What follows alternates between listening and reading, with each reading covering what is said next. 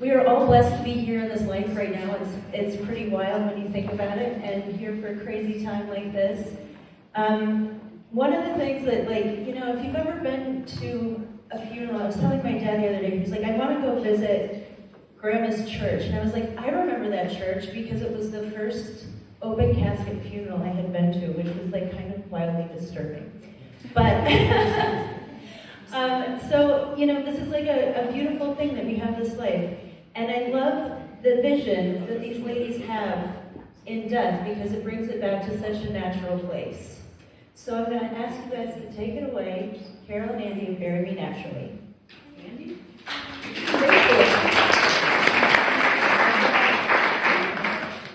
It's also Andrea. Andrea. Yeah, that's okay. Andy, I call her Andy all the time.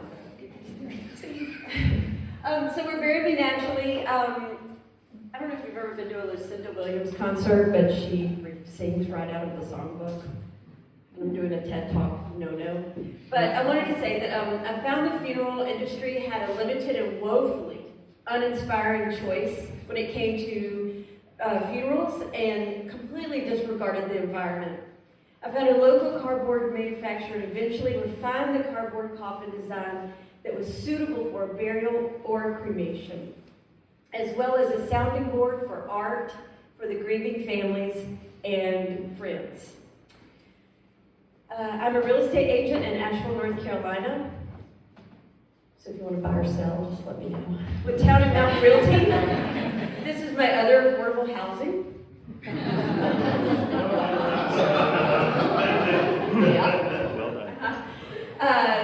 And this is a wise and down-to-earth product that goes right into syncs with the soil before healing the soil sort of situation. Andrea?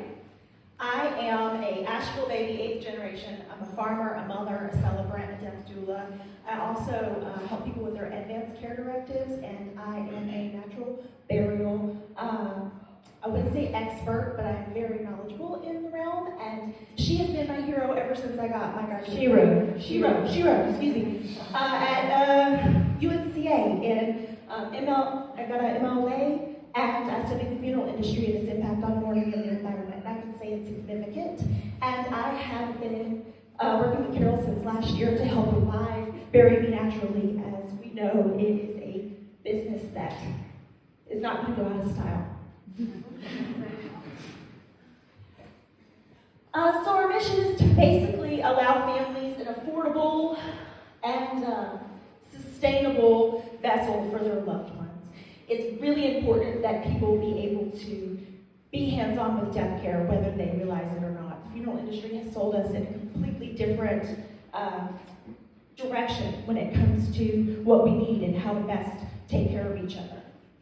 Our vision is to help the natural burial movement grow, and we want to provide families with an affordable option because it is expensive. In addition, we really do believe in community-driven death care. It's better for the environment, it's better for our mourning, and it's better for our soul health. Our values, community-driven. Again, guerrilla death care is where it's at. The more we can feel empowered to help take care of each other, the better our mourning process will be. And when it comes to the soil, composting our bodies is really where it's at.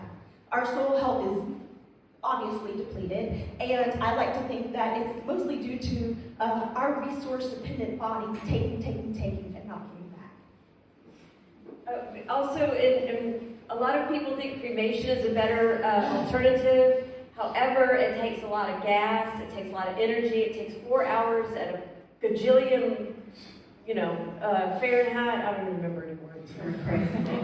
And I don't know if you've ever ridden about Riverside Drive when they are cremating somebody. It's a lot of emission pollution as well as just physical, particle pollution. Ashes.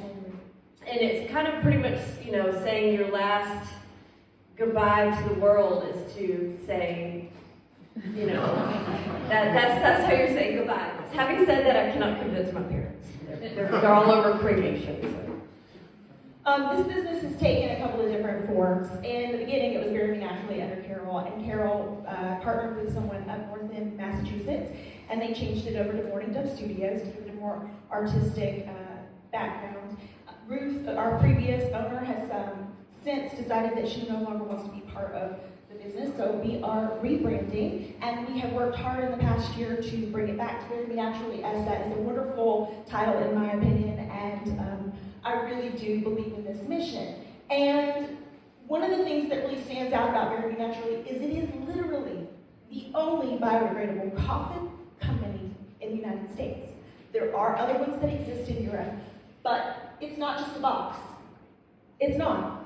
The design has a special CAD. It's not easy to manufacture. It takes a special tool and die. Aptly named. Yep. Tool and die. Yeah. Carol discovered a really integral part of the coffin to be the base, which came from the idea of a Dell box, which is super, super sturdy. When you get a computer in the mail, it's super sturdy. So the base in it has a little triangular grid that goes through. It's capable of holding up to 300 pounds, or at least the model that is our biggest model. Someone who is up to like 6'5" can fit into it. Not die. I literally called Dell Computers when I opened it up, and some random person said, "Oh yeah," and sent me the cat. I don't know if Yep. they know that. Yep. I don't think they know that. They are to be shipped flat. When they are received, the family can put them together, or we can help advise them on that. There is instructions. They are typically white, not bleached, not dyed. Scrubber process is used to get the white color. Makes a wonderful canvas, as you can see, for memorialization, and it does withstand enough water to have watercolors, so you can get creative when it comes to the outside. They are made in a LEED certified manufacturing facility right down the street. Hood container, as local as you can get, not made in China. Not made in China. Made here in Western North Carolina. And that is one thing that has always really been important to me as an 8th generation baby of Asheville. Since I have joined forces with Carol, we have decided to get creative because it's not just about the coffin, it really is about education and making sure that families feel empowered and have the knowledge that they need in order to have home funerals or participate in natural burial without feel like they're missing any tools. So, not everybody wants to be interred in a coffin. We joined forces with Life Forest out of New Hampshire, and they make woolen cremated shrouds. Despite what you think, you can't just put cremated remains wherever you want. You can't. It will kill the soil. Now, if you spread it out, it could be okay. Add some amendments. There are products out there that you can use as amendments for soil health. But New Hampshire Environmental Department kind of snubbed their nose at that idea, which is where the wool came from. And the time it takes for the wool to biodegrade, the cremated remains neutralize in their pH, and the two of them work together to be better for the soil health. So we started working with them to help sell that as another option for families, because we're not out to dictate anything to anybody in terms of what they should do. We'll inform you, but you got to meet people where they're at. Again, another affiliate is with Amazon. Not ideal. Okay, but great for making sure everybody has the things that they need, and that can be found on our website, as well as education. Our website's where it's at. You can get merch, you can get your information, you can get everything you need to help with hospice care, home funeral care, or mourning. Yes. These are some coffins that have been decorated over the past 15. We have funeral homes, death doulas, and consumers all over the country who are waiting for our coffins. Unfortunately, that's the only thing that we need. We have a website, we have a great person for marketing, we have each other, and what we need is coffins. So right now, what we're trying to do is trying to raise funds to get a new line, and then be able to expand that line to accommodate all bodies so that we're inclusive of size. And we encourage you to check us out, and keep in mind that pre-planning is really important, and your final act could be the very thing that helps us save our soul health. And this is one of the greatest quotes. I would request that my body in death be buried, not cremated, so that the energy content contained within it gets returned to the earth, so that flora and fauna can dine upon it, just as I have dined upon the flora and fauna through my life. It's a great book. So.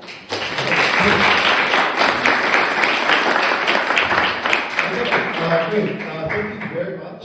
I've got kind of a question about the landscape of the industry, which is where in the landscape do you put these people? Like, are there particular like natural graveyards? Can you bury them in the backyard? Like, what are the rules around that? Yeah, in Asheville we have two that I'm the most familiar with. But in North Carolina, there are more and more and more opening up. One just opened up in the Piedmont, which already have 3. Tennessee has Larkspur, and they're spreading out to more. And it's always people with a lot of acreage that is devoted to this. When people say they want to bury on their land as a real estate agent, I think it's just usually not a good idea. The Green Burial Council is the oversight for most alternative funeral products as well as natural graveyards. There's 3 tiers. Conservation level, which is no grave markers whatsoever, no embalming, no box. They prefer for you to go straight in the ground. First 2 to top 3 feet of soil is where all the microbes and mycelium are at to break down a human body. They are not existent 6 feet under, despite what people think. So, Green Burial Council, amazing organization, provides a ton of information. The natural burials, cemetery, or land takeoff is happening. There's also the option for existing cemeteries to become hybrid, where they can add a green section. And you can go be in the green section. Green Hills off Leicester Highway is one of those. I believe Gross has one. And there's another one, it escapes me. Carolina Memorial is in Mills River, and that is a conservation level burial ground. We encourage you to go visit, it's beautiful.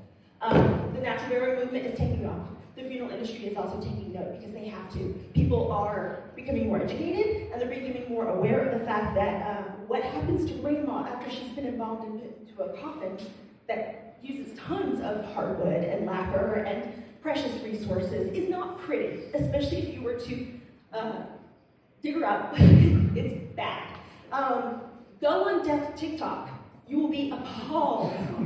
Appalled at what's happening in cemeteries right now. Forget, like you see Louisiana, the problems that they have with flooding and coffins. It's becoming widely known, and it's a problem. Questions over here? Anyone? I love what you guys are doing. It's a great job. I wish we had this option, or I wish I would have known about you guys last summer when we went through this process. So awesome work. I have a question about speed of delivery. If I were to die today, could you get a coffin to my loved ones? Yes, but shame on you for waiting till the day before you die. Most death it is a long illness, and hospice gets involved in all that. Of course, you can go get in your car. It's the most dangerous thing you're going to do all day, But most people are very ill. But these can be overnighted because they're flat packed, or you could order them ahead of time and just put it under your bed or behind your couch or wherever you want. So we're safe. But it can be overnighted. It's just expensive. And the other thing is that you're going to wait anyway. Even if you went to a funeral home and you had to get a coffin, if you wanted one of the ones that they have in the little room that's like the corner of it, you'd have to wait a day or 2 anyway. Unfortunately, it is expensive to ship them, and we work that into our price so that it's a flat price when we make sales. That is not a huge deal. And just as a consumer, you have every right to buy your own coffin off Titan or any other. We do have our previous line on Titan right now from any other coffin manufacturer and have it delivered to you at the funeral home. So please don't ever feel beholden to a funeral home jacking the price up on a coffin because that's unethical and I'm advising against it. Can I ask a follow-up question real quick? Sorry. First of all, I guess what your pricing is, I'm curious, I might have missed it if you already mentioned it. Also, I'm curious if you guys do little add-on products, like I know a lot of people like plant a tree over where they're buried, and things like that. Is that something that you might do in the future as add-on products? Yes. So that you can't really put a tree over a dead body. That sounds great, and for marketing, it looks wonderful, but it doesn't work out very well. Around the body, something like that. And that's what this company does is they, with your cremated remains, it's all, that's why it's like that. And then you can plant a tree on top of it. Pricing. Pricing. Okay, because of, it was 300, we had to jack it up to 99, but that 300 was without shipping. Was that was right without shipping and inflation? 'Cause now Yes, everything costs. yes. The cost to make them has gone up. The tool and die? Yeah. For your DIY? Funeral is almost 3 times as much money as it was initially when I first did this. So $5.99. All right, let me, a couple of questions. One, interesting product. I think that there is probably a huge pet opportunity there, just from the decoration standpoint and those kind of things. So that would be kind of my first thought. Second, having dealt recently with cremated remains, do you offer any sort of travel boxes? Because oftentimes you're trying to take cremated remains to somewhere else to spread them. Do you offer any, because the TSA is very particular about that. Do you have any sort of urns or things out of the same material?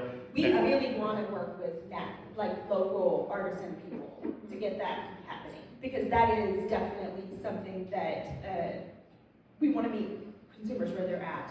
And for us to have a local product that meets those needs is definitely on our list. Adrienne Crowther, she used to have a company, but she's kind of not, she's also a real estate agent. She's also kind of gotten down to it, but she wanted to give us some of the product. But on our website, we do sell a coffee king that you can put cremated remains. Pretty sure I'm not going to put her in a coffin. But I'm just saying, if you needed something to look like not an urn and put it, And then, it's not a coffee king.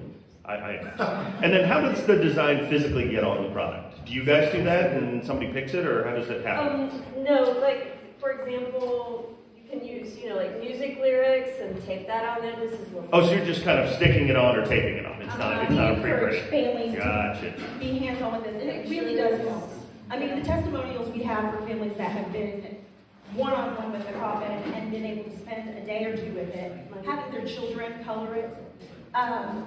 This in the middle here, this is a funeral that I did recently. That is a piece of art from a local artist, and they donated it to my friend because she loved it so much. We used it as the program and what was in the coffin. And I mean, it hurts your soul a little because you feel bad for the people that are losing someone.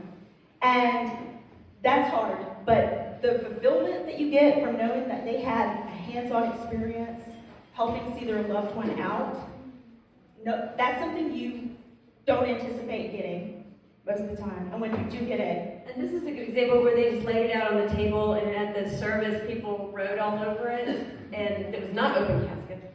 And they wrote all over it and put, flowers and stuff like that on it, and then they put it together and put it on and interred the body with their thoughts. and that's Marshall.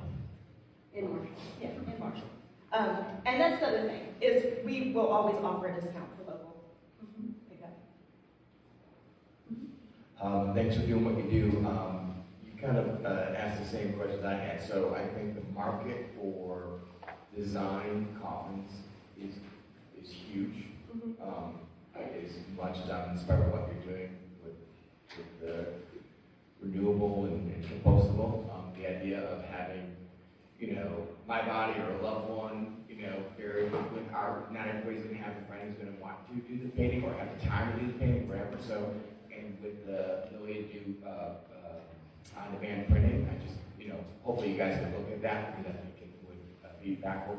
And adding on to the cremation, so we had a loved one pass, and at her service, we really wanted to give people a chance to have some of her ashes and take them around the world. And, she was a world traveler, and it was amazing. We ended up finding, basically it was like Chinese food boxes, if you will, and using those. No problem with TSA. They don't ask any questions, right? They're looking for bombs. They're not looking for, they don't care. So those went all over the world, but it was amazing when we were looking for them. The funeral home was like, oh, this is the most requested thing, is having something, that's not small urns, which both are ineffective and not good for the environment. And finally, I went online this morning to buy your hat, the compost me. I love it, but I don't know if you guys know, it's $17 and some change. but the only option for shipping is $20, so it's a $37 checkout. So, would love to buy it now, but I don't want to spend $20. And see, this is why we're doing this. I know. We just started working with the Shopify and Printify, so we're trying to figure out how to make sure that everybody gets what they need. This was pretty fun.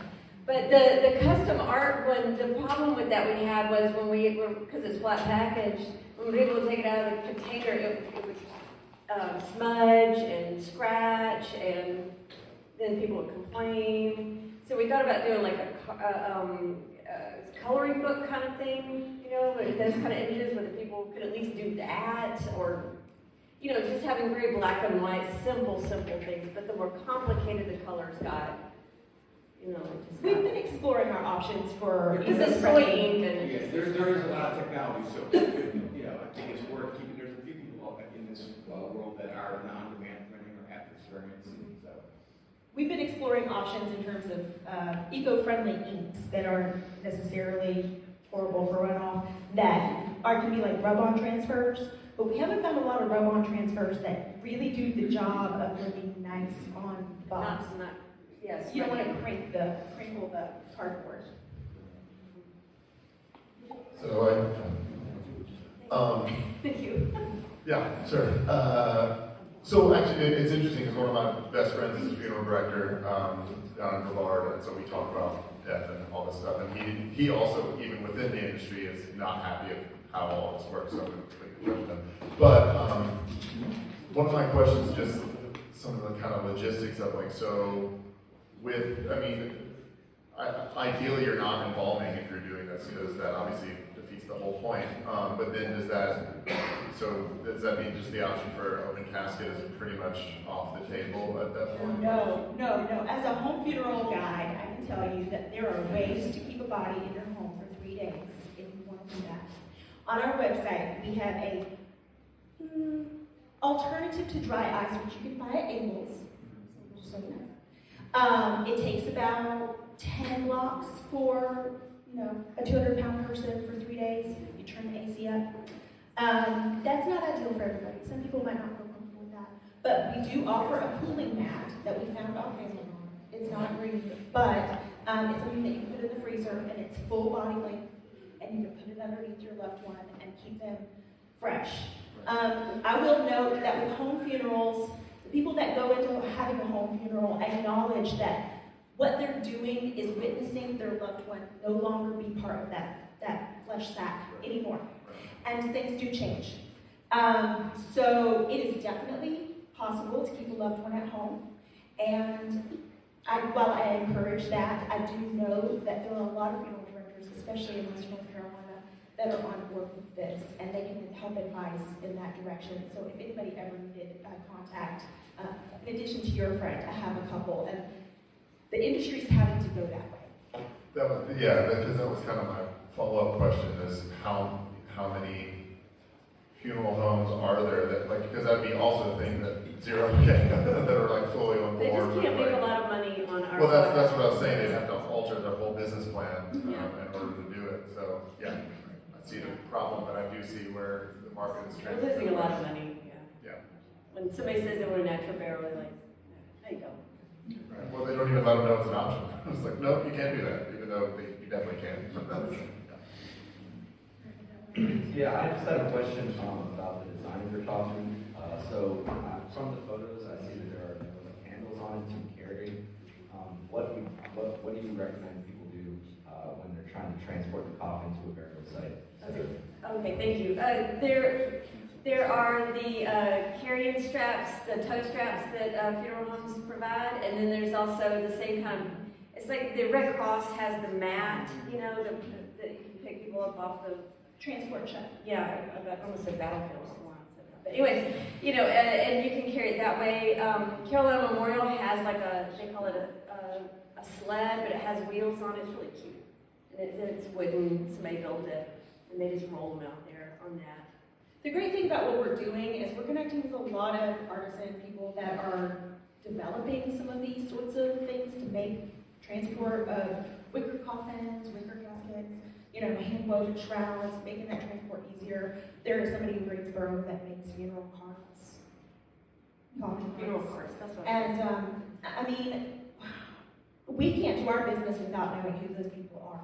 So know that there are options coming up, and people are jumping on this, and you can participate. And real quick, can I bore you with one more subject?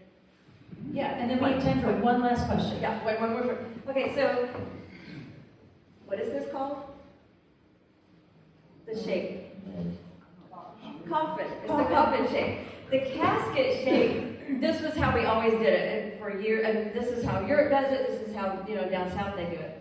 In the Civil War, they put it into the casket shape, which is what the jewelers used as their fine jewelry, and they just rebranded it because it fit into the railroad cars.